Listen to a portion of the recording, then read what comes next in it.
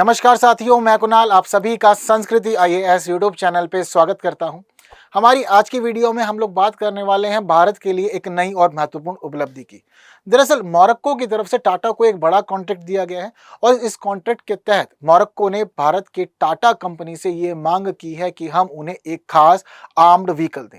जिस armed vehicle की हमसे मांग की गई है उसका नाम है व्हील्ड आर्म्ड प्लेटफॉर्म, जिसको शॉर्ट में वैप के रूप में जानते हैं, और ये वो व्हीकल है जिसकी मांग कर रहा है मोरक्को टाटा से। तो देखने वाली एक खास बात है कि दूसरे देश की सेना को मजबूत करने के लिए हमसे मांग की जा रही है एक खास वाहन की। ये हमारे लिए गौरव का पल है, तो जरूरी है इससे जुड़ी हुई सभी चीजों को अच्छे से जाने समझे हम लोग। तो न्यूज कह रही है कि मोरक्को टाटा के बनाए गए wheeled armed platforms combat vehicle खरीदेगा, ऐसा उसने कहा है और कॉन्ट्रैक्ट भी कर लिया। सभी चीजों को जानेंगे, लेकिन एक न्यूज देखने के बाद, क्योंकि संस्कृति आईएएस आपके लिए नवरात्रि के शुभ अवसर पर एक खास ऑफर लेके आया, जिसमें आपको सभी कोर्सेज पे 75% तक का डिस्काउंट दिया जा रहा है। लेकिन ये जो डिस्काउंट है ये आपको सभी ऑनलाइन लाइव पेन ड्राइव और डीएलपी कोर्सेज पे दिया जा रहा है, जिसकी वैधता है 5 से 10 अक्टूबर। तो इसी समय के दौरान यह ऑफर रहेगा, बहुत कम समय है, तो आप सभी लोग तैयारी को अच्छा करने के लिए कोई भी कोर्स जो भी अच्छा लगता है आपको ले सकते हैं। सभी कोर्सेज की लिस्ट आप लोग की स्क्रीन पर है। और वहीं अगर कोई डाउट हो तो 9555 124 124 सरल सा नंबर है, डायल कीजिए और अपने सभी प्रश्न पूछ लीजिए। चलिए न्यूज को भी समझ लेते हैं। तो देखिए, मोरक्को की सेना ने टाटा को 150 vehicle armed platform combat vehicles के निर्माण का कॉन्ट्रैक्ट दिया है।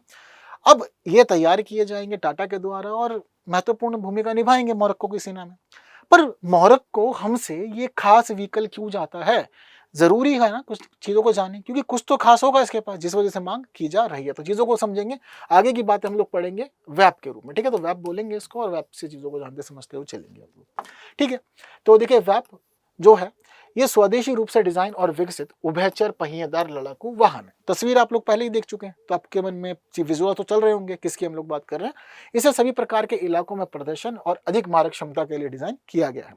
इसमें स्वचालित ट्रांसमिशन, फ्लोटेशन और propulsion के साथ एकीकृत पावर पैक जैसी खास प्रौद्योगिकियां शामिल की गई हैं, जो इस व्हीकल को और ज्यादा अच्छा बनाते हैं।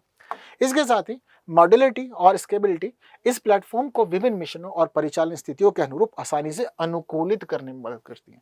यानी कि आपने इसको इस प्रकार से तैयार किया है कि परिस्थिति कोई भी हो, स्थिति कोई भी हो, ये अपने आप को अनुकूल बना लेता है और दुश्मन के खिलाफ खड़ा हो जाता है तुरंत लड़ने के लिए। जिस समय शुरू में इसको तैयार किया गया तो उसको नाम दिया गया था टाटा कैस्ट्रेल।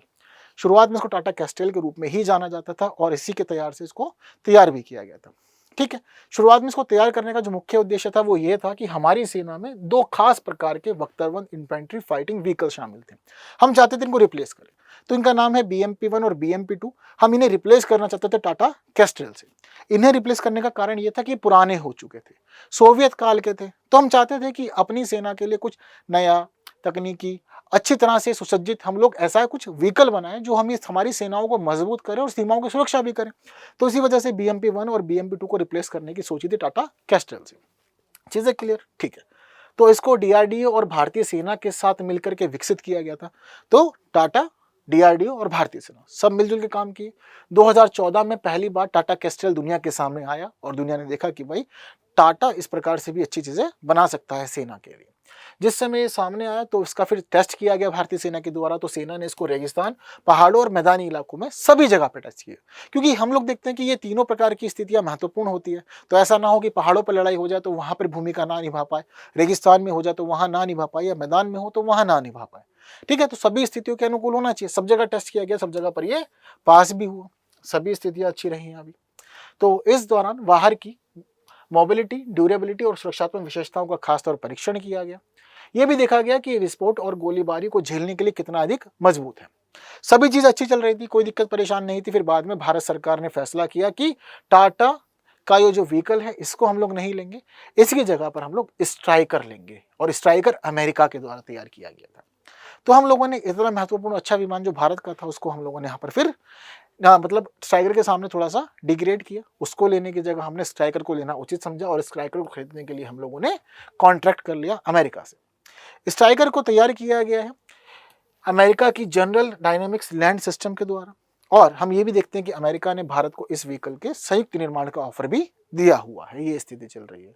तो हम लोगों ने उस समय इसके महत्व को नहीं समझा था, पर मोरक्को महत्व समझ रहा है और मोरक्को कह रहा है कि भाई आपको नहीं चाहिए, आपके लिए ठीक नहीं था, पर आप कैस्ट्रेल जो है आपका मुझे दे दीजिए, और किस रूप में, वेब के रूप में ये जाएगा मोरक्को के पास। ठीक है, तो इंपॉर्टेंट न्यूज़ है, सेना की दृष्टि से भी समझ रहे हैं हम लोग, आत्मनिर्भर भारत की दृष्टि से समझ रहे हैं, रक्षा निर्यात की दृष्टि से भी हम लोग चीज़ों को समझ सकते हैं, तो सभी मामलों में महत्वपूर्ण है। तो ज़रूरी है कि आप लोग अब इस सरल से प्रश्न का आंसर मुझे कमेंट भी करें, चीज़ों को अच्छे समझाएं ना, तो कमेंट जरूर करके जाइएगा कि निम्नलिखित में से कौन सा देश टाटा के बनाए गए wheeled armed platforms combat vehicles खरीदेगा, सऊदी अरब, ब्राजील, अर्जेंटीना या मोरक्को।